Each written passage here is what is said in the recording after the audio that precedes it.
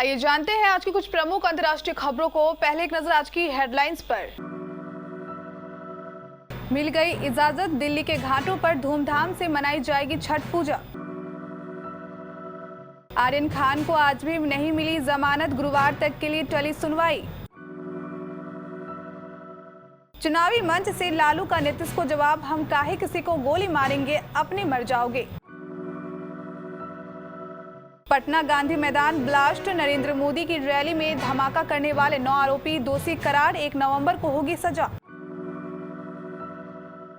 अखिलेश यादव के साथ रैली में बोले राजभर, बंगाल में खेला होबे के बाद यूपी में खदेरा होबे। महीने में अमेरिका पर हमला कर सकता है इस्लामिक स्टेट, पेंटागन ने चेताया। पाकिस्तान की जीत पर जश्न मनाने वाले स्टूडेंट्स के खिलाफ लगेगा यूएपीए। दक्षिण अमेरिका के वेनेजुएला में माचिस से भी सस्ता है 1 लीटर पेट्रोल, 50 रुपए में करवा लीजिए टंकी फुल। रणबीर कपूर और आलिया भट्ट इसी साल दिसंबर में रचाएंगे शादी, इटली में होगा ब्याह। इंग्लैंड की लगातार दूसरे मैच में धमाकेदार जीत, बांग्लादेश को 8 विकेट से मात दी। दिल्ली के छठ घाटों पर इस साल छठ पूजा का आयोजन किया जाएगा। दिल्ली सरकार ने इसकी अनुमति दे दी है। उप मुख्यमंत्री मनोज सिसोदिया ने इसकी जानकारी दी है। एक मीडिया रिपोर्ट के हवाले से ये कहा गया है, डीडीएमए के आज की बैठक में फैसला किया गया है कि दिल्ली में छठ पूजा की इजाजत दी जाएगी। ये सरकार द्वारा पहले से तय किए गए स्थानों पर बहुत सख्त प्रोटोकॉल के साथ किया जाएगा। कोविड प्रोटोकॉल के पालन के साथ सीमित संख्या में लोगों को अनुमति दी जाएगी। 30 सितंबर को जारी एक आदेश में दिल्ली आपदा प्रबंधन प्राधिकरण ने कोविड-19 से उत्पन्न खतरे को देखते हुए नदी के किनारे, घाटों और मंदिरों सहित सभी सार्वजनिक स्थानों पर छठ पूजा के आयोजनों पर रोक लगा दी थी। ड्रग्स केस में फंसे आर्यन खान की जमानत याचिका पर बॉम्बे हाई कोर्ट में सुनवाई हुई। हालांकि आज भी जमानत पर फैसला नहीं हो सका। कोर्ट ने इस मामले की सुनवाई गुरुवार तक के लिए टाल दी। आर्यन खान को आज भी जमानत नहीं मिली है। कोर्ट ने गुरुवार तक के लिए सुनवाई टाल दी है। गुरुवार दोपहर 2:30 बजे फिर से इस मामले की सुनवाई होगी। कोर्ट में मुनमुन धमेचा के वकील ने अपना पक्ष रखते हुए कहा, उन्होंने ड्रग्स का सेवन नहीं किया, मेरे पास कुछ बरामद भी नहीं हुआ, मेरा आर्यन और अरबाज से लेना देना नहीं है। मुकुल रोहतगी बुधवार को भी आर्यन खान मामले में अपना पक्ष रख रहे हैं। रोहतगी कोर्ट में अरेस्ट मेमो पढ़कर सुना रहे हैं। बिहार की सियासत में अरसे बाद गरजने वाले राजद सुप्रीमो लालू प्रसाद यादव ने मुख्यमंत्री नीतीश कुमार को उनकी गोली मारने वाली टिप्पणी पर चुनावी मंच से जवाब दिया है। राष्ट्रीय जनता दल के राष्ट्रीय अध्यक्ष लालू प्रसाद यादव ने नीतीश कुमार का नाम लिए बगैर कहा कि हम काहे किसी को गोली मारेंगे, आप अपने मर जाओगे। उन्होंने कहा कि हमने नीतीश सरकार के विसर्जन की बात कही थी, मगर उन्होंने इसका गोली मारने से मतलब निकाल लिया। बता दें कि लालू यादव ने 6 साल बाद आज बिहार में किसी चुनावी रैली को संबोधित किया। तारापुर में रैली को संबोधित करते हुए लालू प्रसाद यादव ने अपने ठेठी अंदाज में नीतीश कुमार को जवाब दिया और कहा, नीतीश कुमार की सरकार का हमने कहा विसर्जन हो रहा है, विसर्जन का मतलब निकाल लिया कि हमको मारने के लिए बोला है लालू यादव। हम काहे किसी को गोली मारेंगे, वो अपने मर जाएगा। लालू यादव ने कहा कि मैं विसर्जन करने आया हूं, तेजस्वी ने कचूमर निकाल दिया है, सभी एकजुट होकर वोट कीजिए। बिहार में विकास का कोई काम नहीं हुआ है, यहाँ बेरोजगारी है, नीतीश कुमार डर गए हैं। पटना के गांधी मैदान में 8 साल पहले आज ही के दिन तब भाजपा की ओर से प्रधानमंत्री पद के उम्मीदवार रहे नरेंद्र मोदी की हुंकार रैली के दौरान सीरियल ब्लास्ट कर तबाही मचाने वालों को अब इसकी सजा भुगतनी होगी। एनआईए कोर्ट के जज ने बुधवार को इस मामले में 9 आरोपियों को दोषी करार दिया है, जबकि एक को बरी कर दिया है। कोर्ट ने इस मामले में सजा सुनाने के लिए 1 नवंबर की तारीख मुकर्रर की है। इस फैसले पर सभी की नजरें टिकी थी। बुधवार की सुबह से पटना सिविल कोर्ट परिसर में गहमा गहमी थी। 8 साल बाद गांधी मैदान ब्लास्ट मामले में क्या इंसाफ होता है, यह हर कोई जानना चाहता था। इस कांड में 6 लोगों ने अपनी जान गंवाई थी, जबकि 89 लोग बुरी तरह घायल हो गए थे।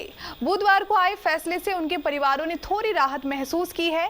फैसले के लिए सुनवाई शुरू होने से पहले बुधवार की सुबह बेऊर जेल से सभी आरोपियों को कोर्ट लाया गया। इसके बाद कोर्ट में सजा के बिंदुओं पर सुनवाई शुरू हो गई।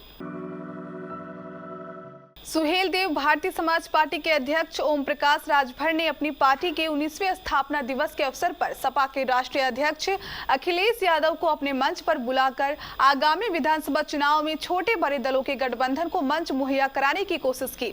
ओम प्रकाश राजभर ने कहा कि वह भावी सीएम को आमने सामने लेकर आए हैं। उन्होंने कहा कि वह समाजवादी पार्टी के साथ मिलकर विधानसभा चुनाव लड़ेंगे।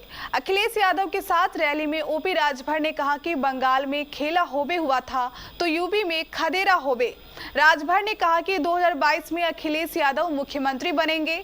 सरकार बनी तो घरेलू बिजली का बिल 5 साल तक माफ किया जाएगा। पेंटागन के एक सीनियर अधिकारी ने बताया कि अमेरिकी खुफिया समुदाय को अंदेशा है कि इस्लामिक स्टेट ऑफ खोरासन अगले 6 महीने में अमेरिका पर हमला कर सकता है। रक्षा अवर सचिव कॉलिन कहाल ने कहा कि अमेरिका भले ही अगस्त में 2 दशक के युद्ध को खत्म कर चुका हो, लेकिन अमेरिका के लिए गंभीर खतरा बना हुआ है।